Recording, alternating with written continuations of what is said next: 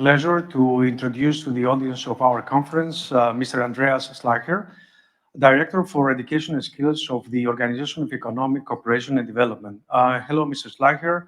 Thank you for being with us today. Hello, thank you for joining you. Thank you. As we agreed, you will give us a short address for the global trends on the future of education. And after that, I will kindly ask you a few questions that I have prepared for you. So please go ahead and and give us your address, please. Yeah, thank you for the opportunity. And I'm joining you from Singapore tonight. A few points, first of all. At the moment, our eyes are still very much focused on the pandemic. But one thing is clear, the future will always surprise us. Climate change is going to disrupt our lives a lot more than this pandemic. And, artificial intelligence is going to put into question what we do in education. We know how to educate second-class robots, people who are good at repeating what we told them. But what will make us first-class humans in a world where the kind of things that are easy to teach have also become easy to digitize? And there's so many other trends, fundamentally shaping the context for education. Let's have a look at a few of them. If you look at the sources of growth these days, you can very clearly see that the source is with intangibles.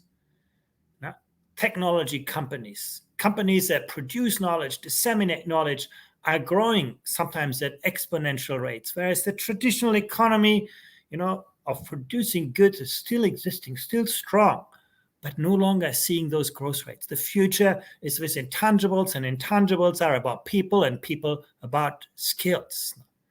You can also see when you look at rates of innovation, the number of patents, big increases over the last few years. Again, that shows us the value of knowledge and skills of people.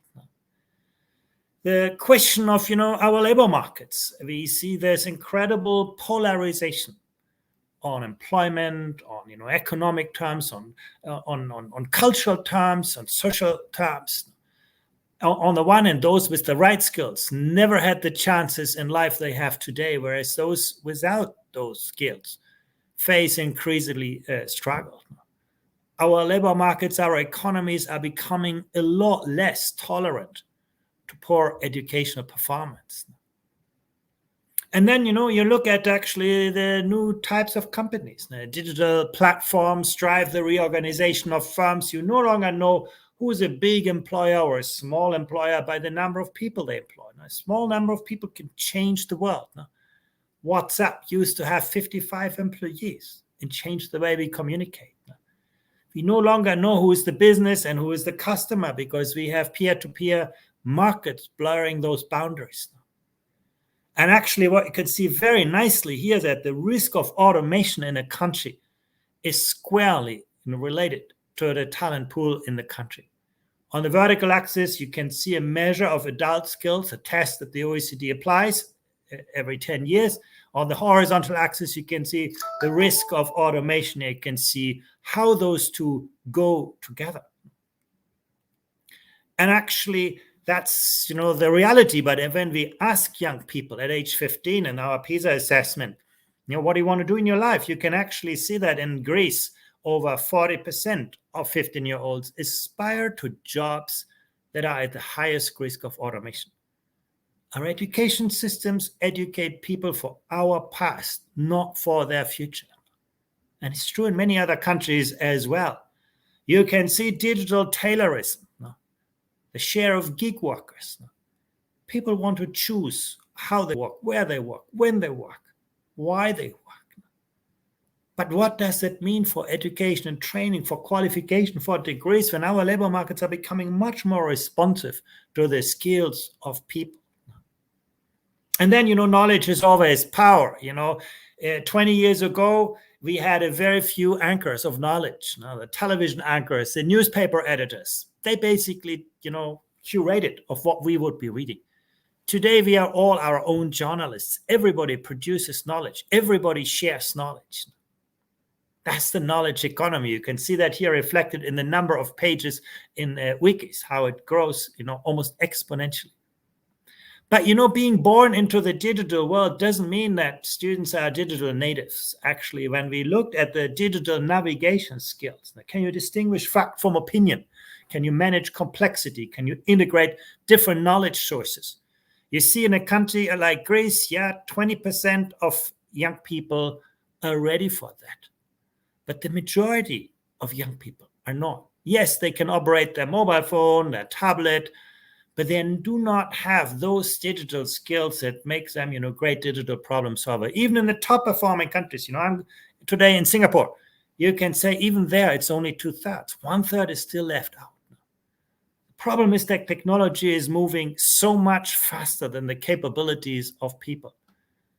In our schools, we still teach 19th century literacy, not 21st century literacy, which is about navigating the digital world, distinguishing fact from opinion. So what can we do? How can we look forward beyond the pandemic, beyond, to the life in artificial intelligence? First, we need to find a different balance between academic and vocational education. Vocational education is the education of the 21st century. You learn with real people. You learn by working on real problems. You learn throughout your life. When you make mistakes, it has real consequences. You develop those social and emotional skills that are very, very hard to teach in a school-like environment. We need to increase the use of technology in education. Also, that is incredibly important. We need to focus on training in more future-proof sectors and also enhance a broader range of cognitive, social, and emotional skills. And the most important thing is, we used to learn to do the work that what was school and university was about. Today, learning has become the work. In the past, it was all very neatly ordered. You go to school, then you go to university, then you work, and then you retire. Today, early childhood education and care is increasingly important because it builds many of the social emotional skills like creativity, like resilience, like empathy that are so important for your life.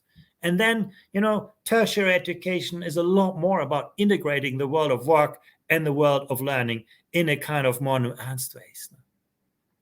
So firms need to become learning environments. And of course, then we need to decide, how do we, distribute the funding? Who should pay for it? Who benefits from this? Now, what are the incentives? Who sets the standards for that kind of learning environments? The technology industry is quite advanced in other sectors. We don't have solutions yet. How do we recognize the skills of people? How do we break the monopolies of universities that become very, incredibly expensive by bundling education, content, delivery, and accreditation? When firms become the learning environments, a lot more complexities arise. Now, what do we do with people outside companies? For the unemployed, well, the answer is easy, maybe. Governments should pick up the bill. What do you do with people who are at the risk of losing their jobs? Is this a role for the companies? Is that something governments need to take care of? Or people who want to change their jobs? People in the gig economy who do not work with an employer. That kind of lifelong, life-wide learning needs a very, very different kind of support structure. People need to get greater ownership over what they learn and how they learn and when they learn and where they learn over their life cycle. And then, when you have new forms of work, it becomes harder to tax people and businesses. Decentralized information also means that there is often less control. The links between education and jobs is weakening day by day. Greece is a perfect example. You have many university graduates, having difficulties finding a good job. And at the same time, many employers say, we cannot find the people with the skills we need. Now, that link is no longer granted. What matters today is not formal qualifications, but the real skills that people have. Those are the challenges. Some people compare that as a race between education and technology. Before the first industrial revolution, neither technology nor education mattered much for the vast majority of people. But then the industrial revolution moved technology ahead of people and caused huge amount of social pain for all the people who were not prepared. But then, we build schools and universities to make people compatible with the kind of industrial structures, and that created generations of prosperity. But once again, now we have the digital revolution. Now, once again, technology is racing ahead of the skills of people. And we are seeing again that emergence of that disconnect. And the challenge for us is really to move people up so that they become smarter than the technologies that they have. It's not about educating second-class robots, but first-class humans. Thank you very much. That's Mrs. Schleicher. That was very enlightening presentation, actually. I have prepared some questions for you, and you are kindly asked to reply to those. We are living in disruptive times, and what you consider as key elements for the educational system in order to prepare youngsters to be capable to meet the uncertainty and challenges of the future? Well, again, I think we need to look at different learning environments. It is no longer just making young people passive consumers of prefabricated content, giving them, more room to make their own experiments. If you want people who are creative, you have to give them room to experiment. If they experiment, they need to take risks. If they take risks, they make mistakes. Our education systems need to become more open to help people learn from and with mistakes. But the important part really is to create more space for experiential learning. The things that you remember from schools were not things that your teacher told you. They were things that you actually discovered, experienced. And I do think that's really, really important. We also need to connect schools better with the real world. Schools are often very good to keep students inside and the rest of the world outside. We need to become a lot better to actually integrate, the real world with the world. And that often is implying also better workplace learning. Do you think the governments are prepared, to take the necessary risks or, let's say, steps in order, to meet the standards that you just set? Well, governments can be one actor in this, but governments alone are not very well suited for this job, because what this job really requires is to have very strong signals to see how the world is changing. It's easy to prepare people for our past, but what does the future actually take? Can we anticipate the evolution of skill demand, labor demand? That's not a role where governments are really, really good.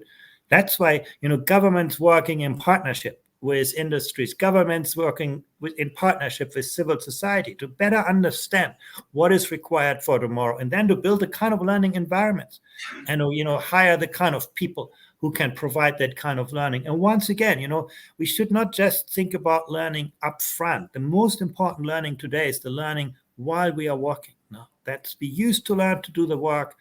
Now learning has become the work. So governments, yes, they are an important player. They can set, can provide a level playing field. They can provide incentives for innovation in learning. But governments are not very good in doing that innovation and that signaling. So I do think actually education will only work if it becomes a whole of society enterprise. Thank you. As the head of education and skills in OECD, what are the challenges you will be facing the next years? Well, for us at the OECD, one of the big tasks is to make skills better visible. You cannot improve what you cannot measure, what you cannot make visible. And education is actually very hard to make more tangible. So at the OECD, we're trying to build instruments that help us see those skills that matter for the future, like creativity, like critical thinking, like complex problem solving, like, empathy, trust. All those are actually ingredients for human success. Some of them, are easily tangible, like mathematics and science. Some of them are harder to measure. That's one of the things. So have better signals that tell us, what the future will bring. What are the kind of trends and forces that shape education?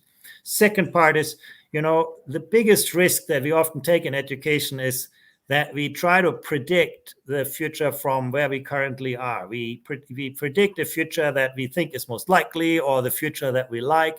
We are not very good in thinking about alternative futures, completely different versions of the future. And that's one of the things where the OECD is really good at.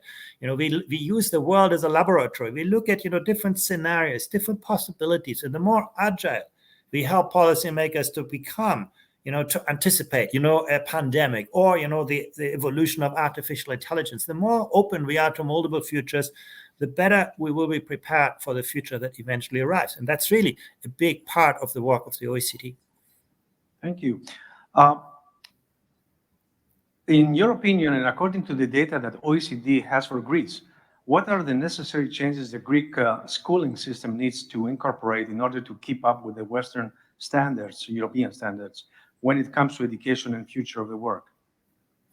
Yeah, if you look at the results for Greece on our international PISA assessments, one thing is very clear. Greek students know a lot. They learn a lot of educational content. They're very good in reproducing subject matter knowledge. But the modern world no longer rewards you just for what you know. Now, Google knows everything. The world rewards you for what you can do with what you know. And that's where we see big weaknesses among Greek students. Greek students have great difficulties extrapolating from what they know, applying their knowledge in unfamiliar situations. So, building learning environments that give young people more space to actually try out things, think in alternatives, not just, remember what I learned, but actually applying my knowledge in novel contexts. And that's one of the fundamental challenges. That requires, a very different caliber of teachers. That requires teachers who are not just good instructors, but who are also good coaches, good mentors, good facilitators, good evaluators, sometimes good social workers. So to change that social dynamic in Greece, you still have, an education where students are often passive consumers of prefabricated content, and to create more active learning environments, to get teachers, the relationship between teachers and students in a space where there is more practical engagement, where teachers understand who their students are and who they want to become. I think those are really, really important challenges. And lastly, Greece actually invests quite a bit of resources in education, but it's not yet good enough to allocate resources where they are needed most.